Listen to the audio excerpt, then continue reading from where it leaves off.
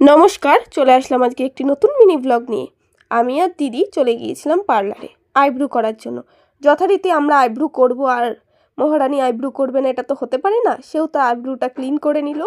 তারপর খেয়ে নিলাম আইসক্রিম, খেয়ে চলে আসলাম বাড়ি। হয়ে গেছিলাম আমি বিকালে একটু রেডি রিলস বানানোর জন্য।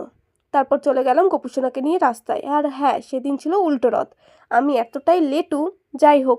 তারপর রেডি হয়ে আমরা চলে গিয়েছিলাম ওপারে, মানে আমাদের ভদ্রেশ্বরে তেঁতুলতলা মায়ের মন্দিরের ওখানে।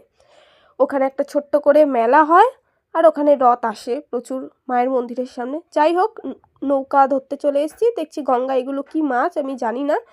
তারপর নৌকা ধরে চলে আসলাম আমরা ওপারে। ওপারে আসতে না আসতেই ভগবানের দর্শন করে নিলাম। তারপর হাঁটতে হাঁটতে চলে যাচ্ছিলাম আমরা তেঁতুলতলা মায়ের মন্দিরের সামনে। যেতে যেতে এই টুকটাক দোকান বসে পড়েছে, সেগুলো দেখতে দেখতে চলে গেলাম আমরা আমাদের একদম মায়ের মন্দিরের সামনে। সেখানে কিছুক্ষণ দাঁড়িয়ে রথগুলোকে দেখে প্রণাম করে তারপর আমরা আবার চলে গেলাম কিছু খাওয়ার উদ্দেশ্যে।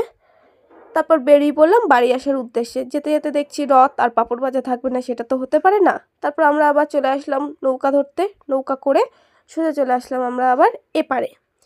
এপারে যেতে না যেতেই দেখা হয়ে গেল এই ছোট্ট একটা রথের সাথে, মানে খুবই সুন্দর রথটি। তারপর খেয়ে নিলাম ওখান থেকে প্রসাদ।